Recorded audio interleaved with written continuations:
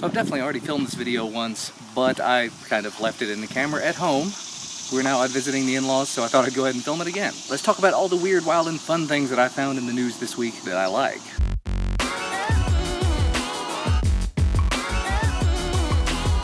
First up, there were an awful lot of Pokemon Go stories, so I'm going to go ahead and clump those together. If you live in the UK, Pokemon Go is now available for you.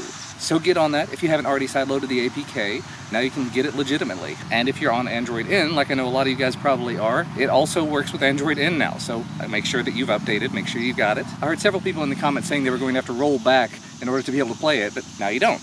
Now, speaking of updates, they're actually already talking about some future updates to the game. One, which would actually potentially bring in the ability to trade. It's specifically talking about trading Pokemon, not necessarily trading items, but still, the idea of being able to trade things with other players, to interact with other players directly would be great. And of course, with any good things, there are always going to be bad things. People have figured out that you can cheat, you can hack your GPS location and whatnot. Of course you can, it's running on Android. But additionally, you can also run it on PC using a program like BlueStacks, so you don't even necessarily have to have it on a rooted phone, you can do it on your PC. I'm not going to tell you anything about doing that, but there's links down below. And actually, there's a company called Trend Labs. I talked about one of their little mini nano drones recently. They apparently are working on a concept for a new nano drone like that, which will pair up with your phone and play Pokemon Go for you while you fly it around. Luckily, it'll only fly for like 4 to 5 minutes, so it's not going to just completely ruin the game for everybody. But if you've got a place where you just can't get to it to try to get a Pokemon that you really, really want, maybe this will help a little bit.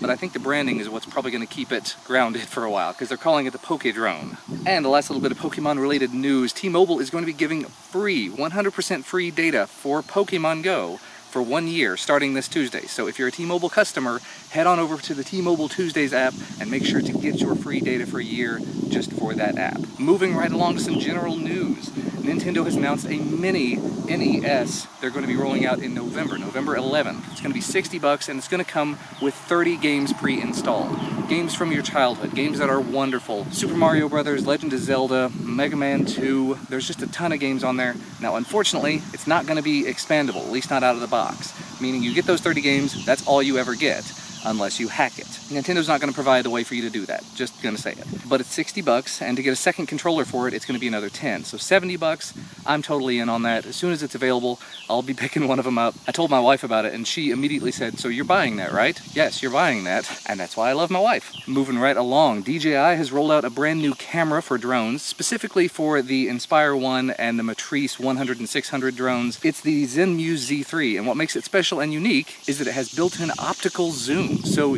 you don't necessarily have to use the digital zoom and lose a bunch of quality, or use a lower resolution and the digital zoom. You can now actually use a physical optical 3.5 times zoom. Pair that up with the 2x optical zoom, you get what they say is about 7x zoom. I would probably say stick to the 3.5x optical. I have used the digital zoom on the DJI products before, and it does work pretty well, but optical is definitely going to trump it. And I think it said it was $8.99 if you wanted to pick one of those up, if you have the Inspire or one of those others.